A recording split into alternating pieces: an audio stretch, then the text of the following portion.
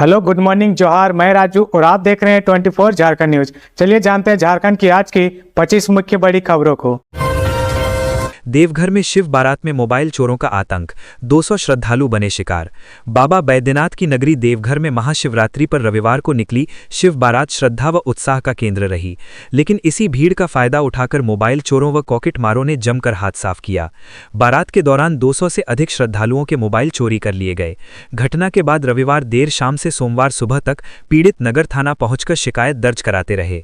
Deoghar SP Saurabh के निर्देश पर शिव बारात के दौरान सादे लिबास में पुलिस पदाधिकारियों की तैनाती की गई थी। पुलिस ने आधा दर्जन से अधिक संदिग्ध पॉकेटमारों को पकड़ लिया है। सभी को पूछताछ के लिए नगर थाना लाकर चोरी गए मोबाइल बरामद करने का प्रयास जारी है। मोबाइल चोरी का शिकार हुए श्रद्धालुओं में सीतामढ़ी मंदिर, टावर चौक, बाजला चौक, केकेएन स्टेडियम, बिलासी, पालिका बाजार, कोट रोड और कोलकाता बाजार जैसे इलाकों के लोग शामिल हैं।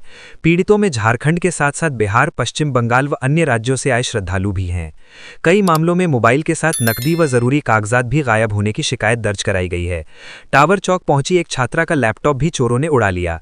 पीड़िता ममता बिहार के बांका जिले के सुइया की रहने वाली है। उसने बताया कि वो गेट परीक्षा देकर लौटने के बाद बाबा की बारात देखने पहुंची थी।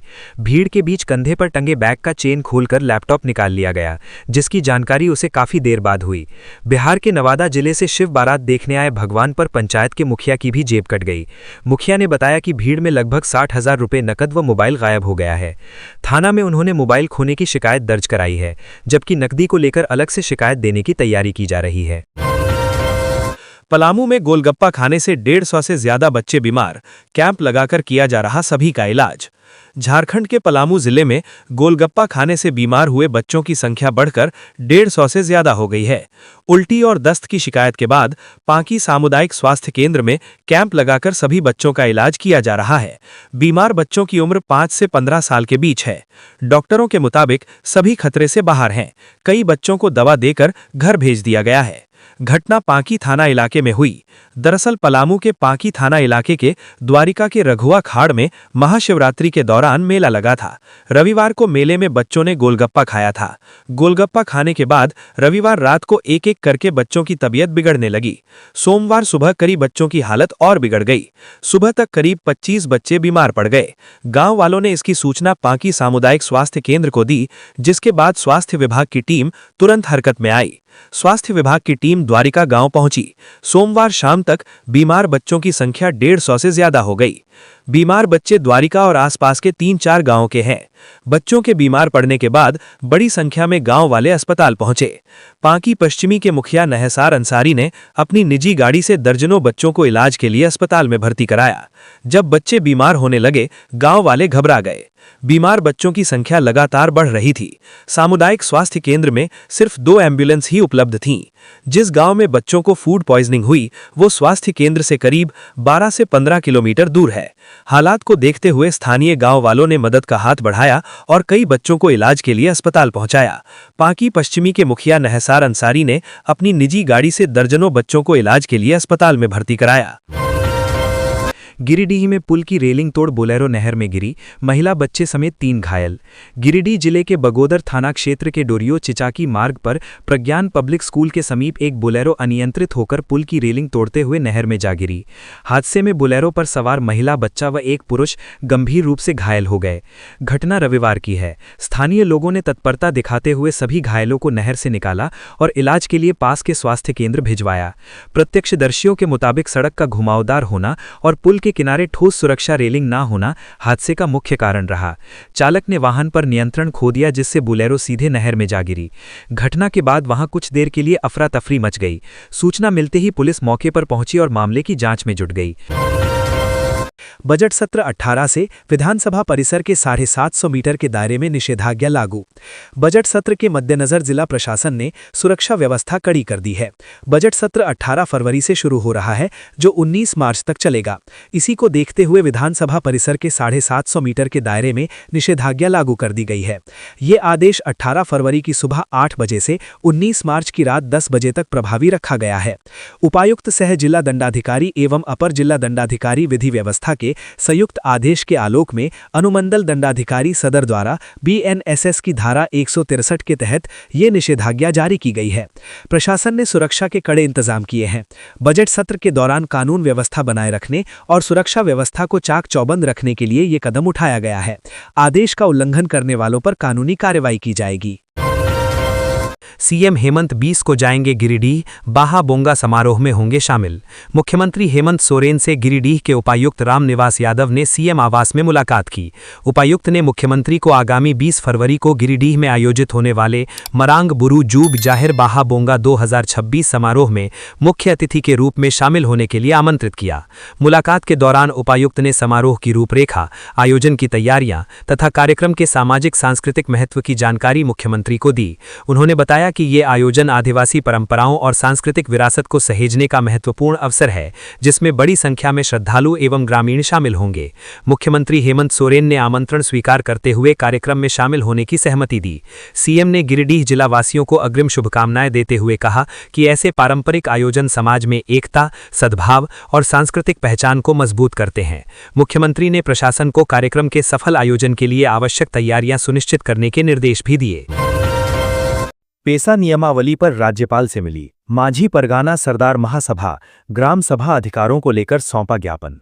मांझी परगाना सरदार महासभा संताल परगना प्रमंडल के 10 सदस्यीय प्रतिनिधि मंडल ने संतोष गंगवार से रांची स्थित लोक भवन में मुलाकात कर पेसा नियमावली 2025 और क्षेत्रीय पारंपरिक कानूनों को लेकर विस्तृत ज्ञापन सौंपा। प्रतिनिधि मंडल ने पंचायत उपबंध, अनुसूचित क्षेत्रों पर विस्तार, झारखंड नियमावली 2025 के अध्याय 1, 2, 7 और 8 में कथित अस्पष्टताओं की ओर ध्यान दिलाया। साथ ही अध्याय 15 को अधिक सशक्त बनाने की आवश्यकता पर बल दिया। महासभा का कहना था कि नियमावली का क्रियान्वयन पेसा अधिनियम 1996 की मूल भावना के अनुरूप होना चाहिए। महासभा ने मांग की कि जिला सर्वेक्षण रिपोर्ट बालू के आधार पर 5वीं अनुसूची क्षेत्र के सभी श्रेणी के बालू घाटों का संचालन ग्राम सभाओं को सौंपा जाए। ग्राम सभा को पंचायत ढांचे से अलग रखते हुए निर्वाचित प्रतिनिधियों एवं पंचायत सचिव के हस्तक्षेप से मुक्त रखा जाए, ताकि धारा 4 क के तहत रूढ़िजन्य विधि, सामाजिक धार्मिक प्रथाओं और पारंपरिक संसाधन प्रबंधन की व्यवस्था प्रभावी ढंग से लागू हो सके।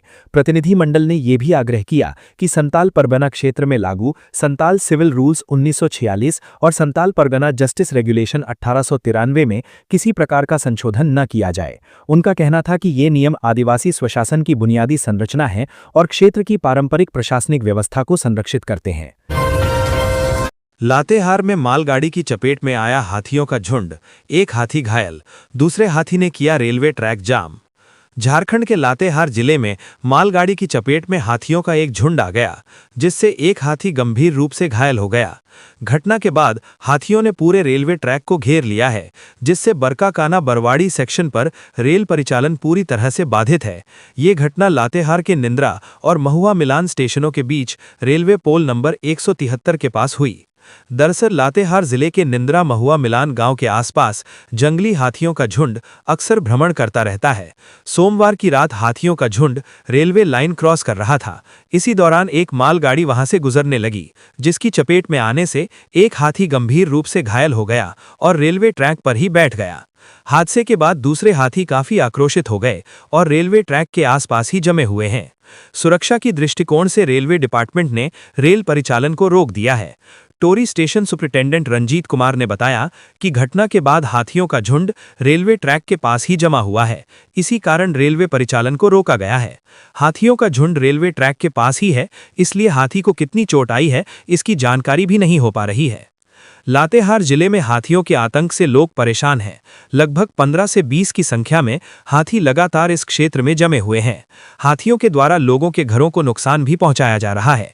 ग्रामीणों ने कई बार वन विभाग के अधिकारियों से अनुरोध किया है कि हाथियों को सुरक्षित जंगल की ओर खदेड़ दिया जाए, परंतु वन विभाग लाख प्रयास के बाद भी हाथियों को इस इलाके से भगाने में असफल ही रहा है।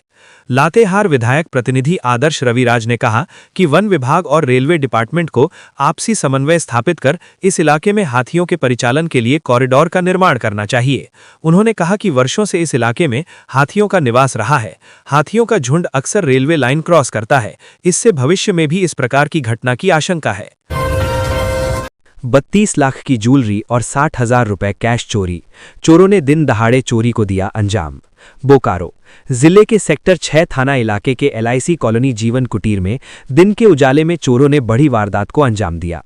कॉलोनी के मकान नंबर E2 में चोरों ने घर में घुसकर अलमारी से 32 लाख रुपए के गहने और 60,000 रुपए कैश चुरा लिए। परिवार घर पर मौजूद नहीं था। उन्हें इसकी जानकारी तब हुई जब उनके घर एक पारिवारिक मित्र शादी का कार्ड देने पहुंचा था। दोस्त ने ताला टूटा हुआ देखा, जिसके बाद उसने फोन पर घटना की जानकारी दी। इस कॉलोनी में LIC के अधिकारी और कर्मचारी रहते हैं।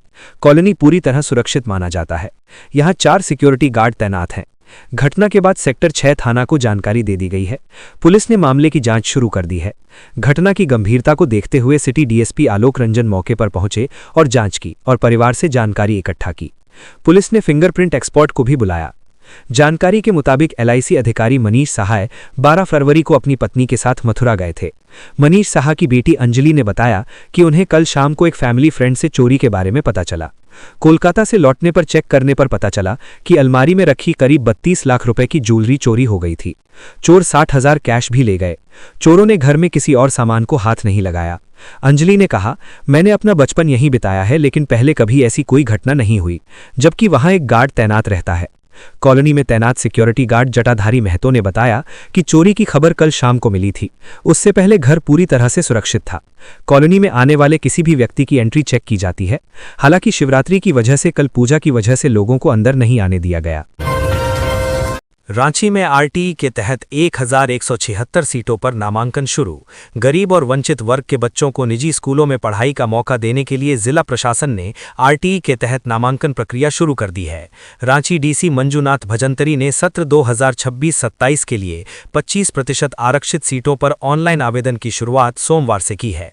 शिक्षा का अधिकार अधिनियम 2009 की धारा 12(1)(c) के तहत जिले के CBSE, ICSE और अन्य निजी मान्यता प्राप्त विद्यालयों की प्रवेश स्तर की कक्षाओं नर्सरी, LKG, UKG कक्षा 1 में कुल 1176 सीटें आरक्षित की गई हैं। इस बार नामांकन पूरी तरह ऑनलाइन व्यवस्था की गई है। इसके लिए आवेदन वेबसाइट पर जारी किए गए हैं, जो www.rteranchi.in पर ही स्वीकार किए जाएंगे। चयन प्रक्रिया कंप्यूटरीकृत होगी, रैंडमाइज लॉटरी सिस्टम से होगी। इसके लिए 16 फरवरी से 15 मार्च तक विद्यार्थियों के नामांकन के लिए तारीख की घोषणा कर दी गई। इसके साथ ही दस्तावेज का सत्यापन 25 मार्च तक की जाएगी। लॉटरी से चयन सूची की घोषणा 28 मार्च को की जा सकती है। प्रथम चरण में नामांकन 31 मार्च से 10 अप्रैल तक होगी। अभिभावकों की सहायता के लिए जिला शिक्षा अधीक्षक कार्यालय में हेल्प डेस्क बनाया गया है। प्रशासन ने सभी पात्र अभिभावकों से समय सीमा के भीतर आवेदन करने की अपील की है। जन्म प्रमाण पत्र, आय प्रमाण पत्र, निवास प्रमाण, राशन कार्ड, आधार तथा दिव्यांगता प्रमाण पत्र यदि लागू हो अपलोड करना अनिवार्य होगा। झारखंड सरकार का बड़ा फैसला, मनरेगा का विश्वास, रोजगार से विकास अभियान शुरू। झारखंड सरकार ने वित्तीय वर्ष 2025-26 में महात्मा गांधी राष्ट्रीय ग्रामीण रोजगार गारंटी अधिनियम के तहत राज्यव्यापी अभियान मनरेगा का विश्वास, रोजगार से विकास चलाने का निर्णय लिया है। इसके लिए मनरेगा के आयुक्त ने सभी उपायुक्त सह जिला कार्यक्रम समन्वयक और उप विकास आयुक्तों को विशेष निर्देश जारी किया है। निर्देश में कहा गया है कि मनरेगा के तहत प्रत्येक ग्रामीण परिवार को काम मांगने और समय पर काम पाने का कानूनी अधिकार है। वर्तमान वित्तीय वर्ष में 9.19 करोड़ मानव दिवस सृजित किए जा चुके हैं, जबकि प्रति जॉब कार्ड औसत कार्य दिवस 43.69 है। अभियान का उद्देश्य इसे बढ़ाकर 100 दिन तक पहुंचाना है। आगामी 6 महीने में कम से कम 10 लाख परिवारों को 100 दिनों का रोजगार उपलब्ध कराने का लक्ष्य निर्धारित किया गया है। अभियान के तहत जिला और प्रखंड स्तर पर बैठकें, जागरूकता कार्यक्रम तथा प्रत्येक गुरुवार ग्राम पंचायत स्तर पर विशेष रोजगार दिवस आयोजित किए जाएंगे। इच्छुक परिवारों को 15 दिनों के भीतर काम उपलब्ध कराने, महिलाओं और वंचित वर्गों की अधिक भागीदारी सुनिश्चित करने तथा पलायन रोकने पर विशेष जोर दिया गया है। ग्राम पंचायतों में आधार लिंक, KYC कैंप लगाए जाएंगे ताकि अधिक से अधिक जॉब कार्ड धारियों का सत्यापन हो सके। स्वीकृत योजनाओं का सार्वजनिक स्थलों पर दीवार लेखन, तकनीकी स्वीकृति और समयबद्ध क्रियान्वयन सुनिश्चित किया जाएगा। सरकार का लक्ष्य है कि कम से कम 50% परिवारों को औसतन 100 दिन का कार्य उपलब्ध कराया जाए तथा पारदर्शिता के लिए जियो टैग्ड फोटो और ऑनलाइन रिपोर्टिंग की व्यवस्था लागू की जाए। अभियान से ग्रामीण रोजगार सृजन और आर्थिक सशक्तिकरण को नई गति मिलने की उम्मीद है। धनबाद नगर निकाय चुनाव, पुलिस का मास्टर प्लान तैयार, सेक्टर जोन में बटा जिला। धनबाद में नगर निकाय चुनाव शांतिपूर्ण व भयमुक्त वातावरण में संपन्न कराने को लेकर सोमवार को समाहरणालय स्थित पुलिस मुख्यालय सभागार में अहम बैठक हुई। एसएसपी प्रभात कुमार की अध्यक्षता में हुई इस बैठक में जिले के वरीय पुलिस पदाधिकारी उपस्थित रहे। एसएसपी ने चुनाव ड्यूटी में तैनात अधिकारियों को उनकी भूमिका, जिम्मेदारियों व कानूनी दायित्वों की विस्तृत जानकारी दी। उन्होंने स्पष्ट कहा कि चुनाव प्रक्रिया की पारदर्शिता व मतदाताओं की सुरक्षा सर्वोच्च प्राथमिकता है। किसी भी स्तर पर लापरवाही बर्दाश्त नहीं की जाएगी। सुरक्षा व्यवस्था को प्रभावी बनाने के लिए पूरे जिले को अलग अलग सेक्टर व जोन में बांटा गया है। प्रत्येक सेक्टर व जोन में पुलिस पदाधिकारी, मजिस्ट्रेट व अतिरिक्त बल की तैनाती की जाएगी ताकि किसी भी आपात स्थिति से तुरंत निपटा जा सके।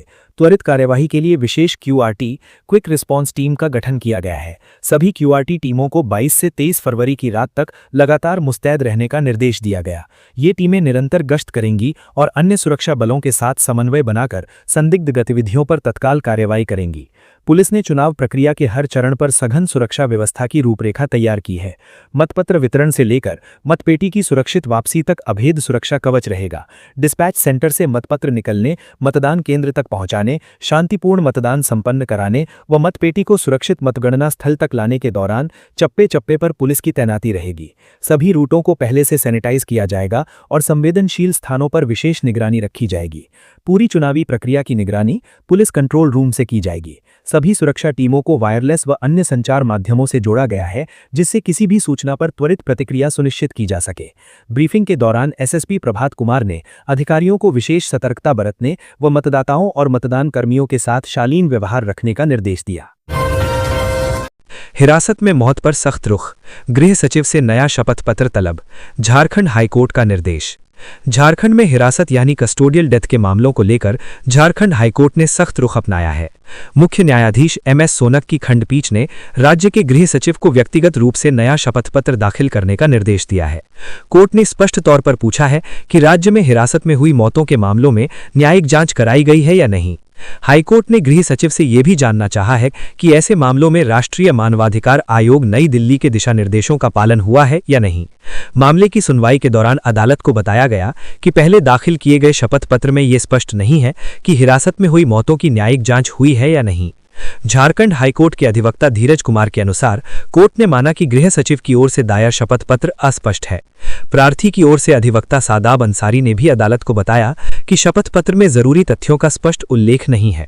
इस पर अदालत ने गृह सचिव को निर्देश दिया कि वे नए सिरे से शपथ पत्र दाखिल करें और उसमें यह स्पष्ट करें कि हिरासत में हुई मौतों के मामलों में न्यायिक जांच कराई गई है या नहीं। दरअसल मुमताज अंसारी ने याचिका दायर कर राज्य की जेलों और न्यायिक हिरासत में हुई मौतों की जांच का आदेश देने की मांग की थी। याचिका भी कहा गया था कि हिरासत में मौत के मामलों में मृत्यु की सूचना मजिस्ट्रेट को दी गई, लेकिन रिकॉर्ड में ऐसा कोई ठोस दस्तावेज नहीं है जिससे ये साबित हो सके कि इन मामलों की विधिवत न्यायिक जांच कराई गई है। हाईकोर्ट ने राज्य सरकार से इस गंभीर मुद्दे पर स्पष्ट जवाब तलब करते हुए संकेत दिया है कि हिरासत में मौत जैसे संवेदनशील मामलों में पारदर्शिता और जवाबदेही बेहद जरूरी है। पलामू में 2 पालियों में हुई मैट्रिक इंटर की परीक्षा, 302 परीक्षार्थी अनुपस्थित। पलामू जिले में सोमवार को मैट्रिक व इंटर की बोर्ड जैक परीक्षा शांतिपूर्ण संपन्न हुई। जिले में दोनों परीक्षाएं अलग अलग पालियों में आयोजित की गई, जिसमें सुरक्षा और पारदर्शिता को लेकर विशेष सतर्कता बरती गई। दोनों पालियों की परीक्षा में 302 परीक्षार्थी अनुपस्थित रहे। प्रथम पाली में हो रही मैट्रिक परीक्षा के लिए जिले में कुल 70 केंद्र बनाए गए हैं। सोमवार को संस्कृत विषय की परीक्षा ली गई, जिसमें कुल 24,101 में से 23,939 परीक्षार्थी शामिल हुए, जबकि 162 अनुपस्थित रहे। वहीं दूसरी पाली में हो रही इंटर की परीक्षा के लिए जिले में कुल 39 केंद्र बनाए गए हैं।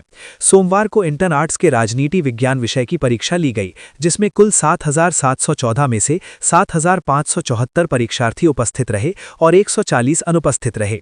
परीक्षा प्रारंभ होने से पूर्व सभी केंद्रों पर परीक्षार्थियों की सघन जांच की गई। प्रत्येक केंद्र पर पुलिस बल की तैनाती की गई थी। बच्चा चोर के शक में उत्तर प्रदेश से आई महिलाओं की पिटाई, भीड़ से बचाकर पुलिस ले गई थाना। बोकारो शहर में गांधीनगर थाना क्षेत्र पास स्थानीय लोगों ने बच्चा चोर के संदेह में संदिग्ध अवस्था में 6 महिलाओं को पकड़ा। जब लोगों ने सभी महिलाओं से पूछताछ शुरू किया तो वे लोग का जवाब संतोषजनक नहीं था, जिसके बाद महिलाओं के साथ लोगों द्वारा मारपीट शुरू कर दी गई। ये घटना बेरमो स्टेशन के पास दामोदर नदी में बने चलकरी को जोड़ने वाले पुल के पास की है। लोगों द्वारा पुलिस को सूचना दिए जाने के बाद गांधीनगर थाना प्रभारी धनंजय कुमार सिंह, एसआई रवि नारायण झा सशस्त्र बलों के साथ तत्काल बेरमो स्टेशन पहुंचे और सभी महिलाओं को भीड़ से छुड़ाकर थाना ले आई। थाना में बेरमो बीडीओ मुकेश कुमार भी पहुंचे और पुलिस की उपस्थिति में उन महिलाओं से पूछताछ की। महिलाओं से जब पूछताछ की गई तो उनका जवाब संतोषजनक व स्पष्ट नहीं था। पुलिस को महिलाओं ने बताया कि वे लोग उत्तर प्रदेश के जौनपुर के रहने वाले हैं। वे लोग दवा लेने के लिए यहां आए थे। जब उनसे पूछा गया कि यहां कौन डॉक्टर है या वैद्य है तो कहा कि फेसबुक और यूट्यूब में देखे थे, वही देखकर हम लोग यहां आए हैं। जब उनसे आधार कार्ड की मांग की गई तो वे लोग बोले कि मोबाइल से मंगवाएंगे। वे लोग अपने अपने पति का नाम भी स्पष्ट नहीं बता पा रहे थे। मामला को संदिग्ध देखकर पुलिस लगातार उन महिलाओं से पूछताछ कर रही है। बीडीओ मुकेश कुमार ने कहा कि मतदान केंद्र के निरीक्षण के दौरान एसडीएम से सूचना मिली कि बेरमो रेलवे स्टेशन के पास कुछ महिलाओं को लोगों ने घेर रखा है। इसके बाद तत्काल गांधीनगर थाना को सूचना देने पर सभी महिलाओं को भीड़ से छुड़ाकर थाना ले आई।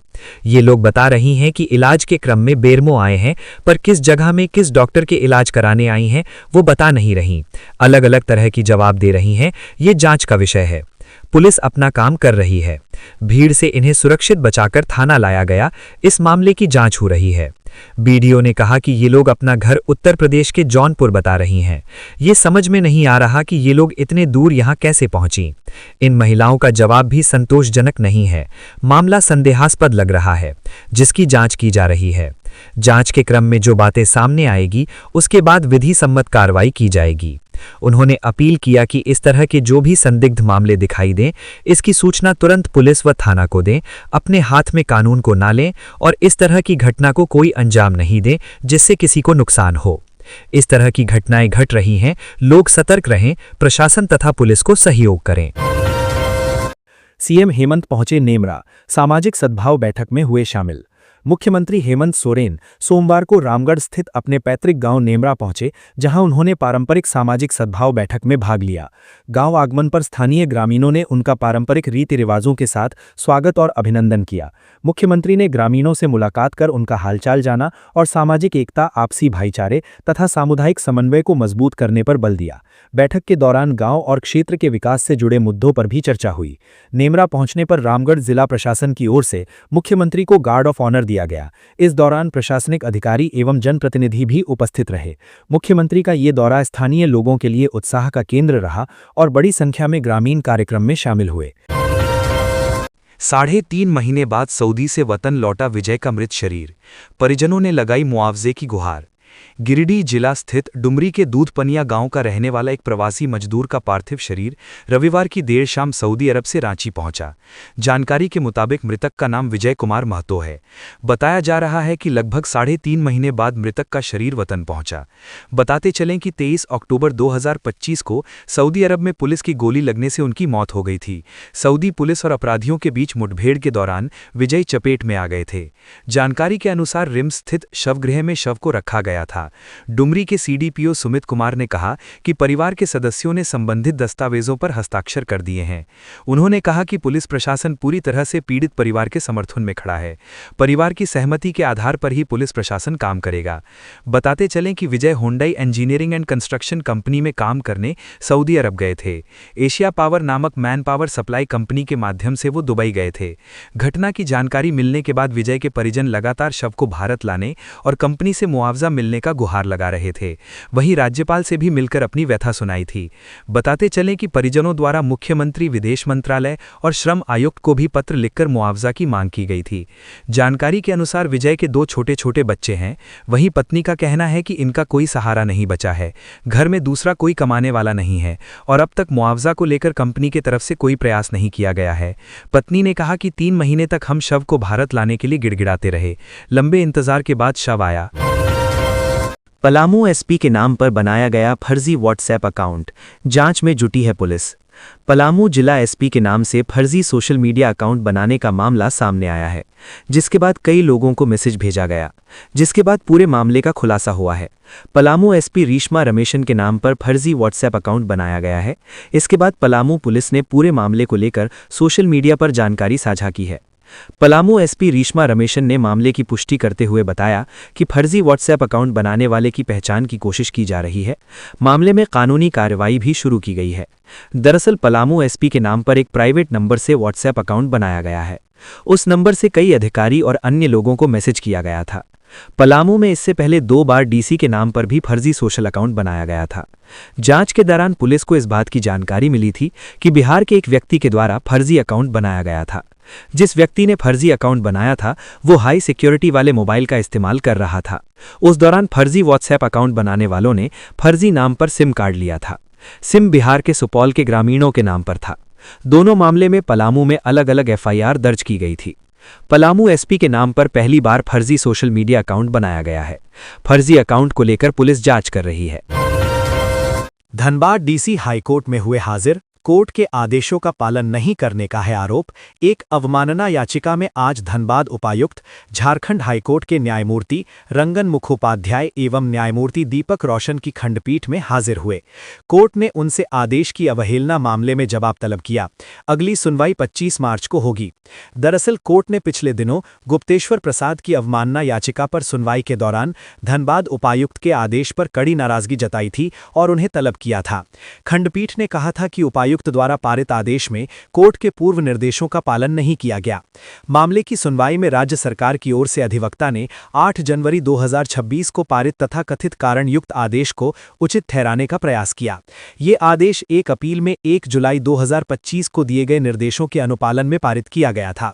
लेकिन अदालत ने स्पष्ट किया कि पहले ही यह निर्देश दिया गया था कि उपायुक्त को आदेश पारित करने से पूर्व याचिकाकर्ता को सुनवाई का अवसर देना होगा और कोर्ट की टिप्पणियों के अनुसार निर्णय लेना होगा। खंडपीठ ने पाया था कि 8 जनवरी 2026 का आदेश कोर्ट की टिप्पणियों पर विचार किए बिना पारित किया गया है। साथ ही राज्य सरकार भी इस आदेश को उचित ठहराने में असफल रही। इस स्थिति को गंभीर मानते हुए हाईकोर्ट ने धनबाद उपायुक्त को निर्देश दिया था कि वे आज न्यायालय के समक्ष शारीरिक रूप से उपस्थित रहें। नेमरा में संथाली समाज के परंपरागत नाइके बाबा का चयन, मुख्यमंत्री की मौजूदगी में संपन्न हुआ कार्यक्रम। रामगढ़ जिला के नेमरा गांव में संथाली समाज के पारंपरिक चुनाव के तहत नाइके बाबा यानी पाहन का चयन मुख्यमंत्री हेमंत सोरेन की मौजूदगी में संपन्न हुआ। मुख्यमंत्री ने चुनावी प्रक्रिया की अध्यक्षता करते हुए शुरू से अंत तक पूरी प्रक्रिया में सक्रिय भागीदारी निभाई। इस अवसर पर मुख्यमंत्री ने न केवल राज्य के मुखिया के रूप में बल्कि अपने पैतृक गांव के संथाली समाज के मांझी हड़ाम के रूप में भी सामाजिक और धार्मिक परंपराओं का सम्मान किया। सर्वसम्मति से चेतन टुडू को नाइके बाबा चुना गया। उन्हें पगड़ी और पारंपरिक हथियार पहनाकर विधिवत अभिनंदन किया गया और ग्राम देवताओं की पूजा अर्चना और धार्मिक अनुष्ठानों का संचालन सौंपा गया।